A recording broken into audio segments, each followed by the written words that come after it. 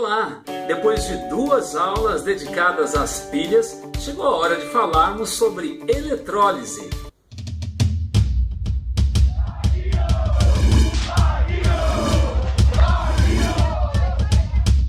E a eletrólise pode ser compreendida como a promoção de uma reação química não espontânea, ou seja, que não ocorreria em situações normais, digamos assim, pela passagem de corrente elétrica contínua, existindo basicamente 2 tipos de eletrólise, a ígnea e a aquosa. Porém, na aula de hoje, vamos falar especificamente sobre a eletrólise ígnea, que é aquela que ocorre na ausência de água e com o material fundido, ou seja, no estado líquido. Não confundam solução aquosa, quando temos a água como solvente, e estado líquido. Na eletrólise ígnea, vamos ter que aquecer o material, então, até ele passar para o estado líquido.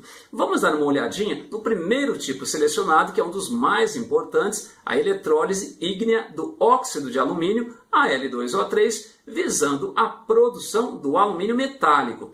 Eu equacionei então Al2O3 sólido, é uma substância iônica, sendo aquecido, daí o delta em cima da seta, que significa aquecimento, indo então a substância para o estado líquido e ocorrendo a dissociação, ou seja, a separação dos íons que já existiam no estado sólido, porém que não tinham mobilidade, digamos assim. Temos então 2Al3+, líquido, mais o ânion 3O2-, ânion óxido, líquido também. Vejam, é um processo que consome muita energia, seja energia térmica para fundir todo esse material, seja também energia elétrica, uma vez que somente a passagem da corrente elétrica é que vai permitir a produção do alumínio, como já iremos ver. Ou seja, esse é um processo bastante caro, e daí a importância de se reciclar o alumínio. É muito mais barato e ambientalmente muito mais favorável pegarmos, por exemplo, as latinhas de refrigerante, tratarmos esse material e devolvermos o alumínio à cadeia produtiva, ao invés de fazermos mais eletrólise com mais óxido de alumínio, está certo? Vamos agora tentar entender a montagem experimental, que ao contrário das pilhas é muito mais simples. Não existe uma divisão em semicelas, temos apenas um frasco. Nesse frasco iremos colocar então 2 eletrodos inertes, ou seja, que não podem reagir, por exemplo, platina, porém podem obviamente ser usados outros eletrodos. E nesse recipiente o material fundido. No caso da eletrólise do Al2O3, temos então os íons Al3+, e O2-. E vamos ligar esses eletrodos numa fonte produtora de corrente elétrica contínua. Adivinha o que? Sim, isso mesmo, uma pilha, por exemplo.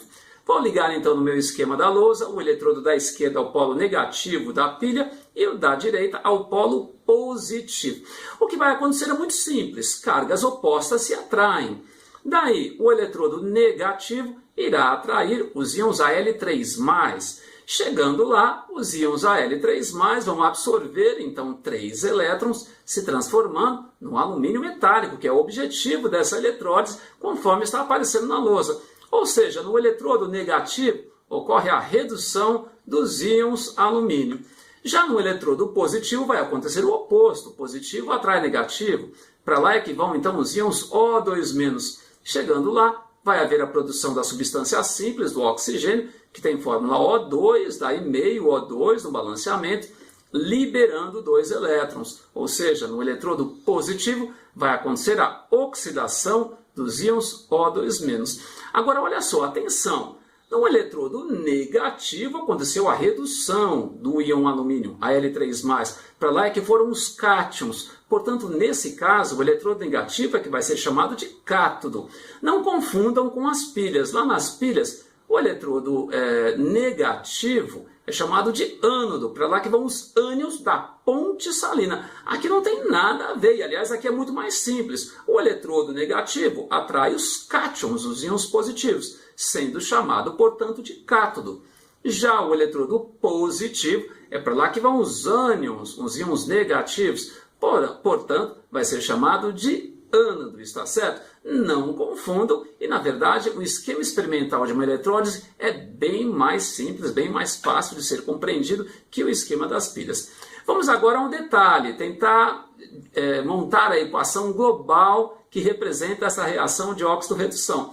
Temos então Al3+ mais 3 elétrons, formando alumínio metálico, e O2- formando o oxigênio, meio de O2 mais 2 elétrons. Temos que somar essas semi-reações, essas equações, e cancelarmos os elétrons. Como temos 3 elétrons na de cima e 2 na de baixo, obviamente vamos balancear, multiplicando a de cima por 2, então 2Al3+ mais 6 elétrons, formando 2 de alumínio metálico, e a de baixo por 3, 3O2-, formando 3 meios de oxigênio mais 6 elétrons. Agora sim, cancelamos os elétrons e chegamos à equação global dessa importante eletrólise. 2Al3+ mais 3O2-, formando 2 de alumínio mais 3 meios de oxigênio.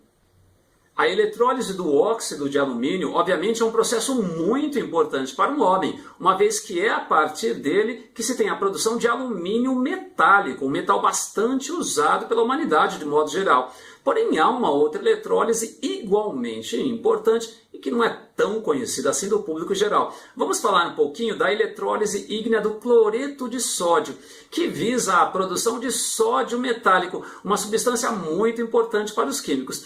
Vamos começar então equacionando o início desse processo todo, o aquecimento do cloreto de sódio. Temos então NaCl sólido, é uma substância sólida às condições ambiente, como toda substância iônica, e com o aquecimento vamos ter então a formação do cloreto de sódio líquido, onde há a separação, ou seja, a dissociação dos íons Na+, e Cl-. Vamos dar uma olhadinha no que acontece no eletrodo negativo. Vejam, eletrodo negativo vai atrair os cátions, aí de ser chamado de cátodo. Temos então sódio mais, Na+, mais elétrons, formando então a substância simples do sódio, o sódio na forma metálica, e que é representado apenas pelo símbolo Na. Já no eletrodo positivo, ou seja, o ânodo, para lá que vão os ânions, cargas opostas se atraem, vamos ter então Cl-, formando a substância simples do cloro, ou seja, meio Cl2, liberando o elétron então e fechando esse circuito. Como equação global, vamos ter então, cancelando os elétrons, Na+, líquido, mais Cl-, líquido também, formando sódio metálico, mais meio mol do gás cloro. Então é isso. Apesar de poucas pessoas falarem e conhecerem as eletrólises ígneas, elas são extremamente importantes para a humanidade. E essas duas que eu comentei são as mais importantes, com certeza. Se você chegou até aqui, não se esqueça de curtir o vídeo, ok? E também dar uma olhada na tarefa, cujo endereço já está na descrição do vídeo. Selecionei 10 exercíciozinhos vestibulares muito legais relativos à eletrólise ígnea. Na próxima aula, vamos falar do segundo tipo de eletrólise que eu já adiantei nessa aula, a eletrólise aquosa. Até lá então, obrigado pela atenção, tchau!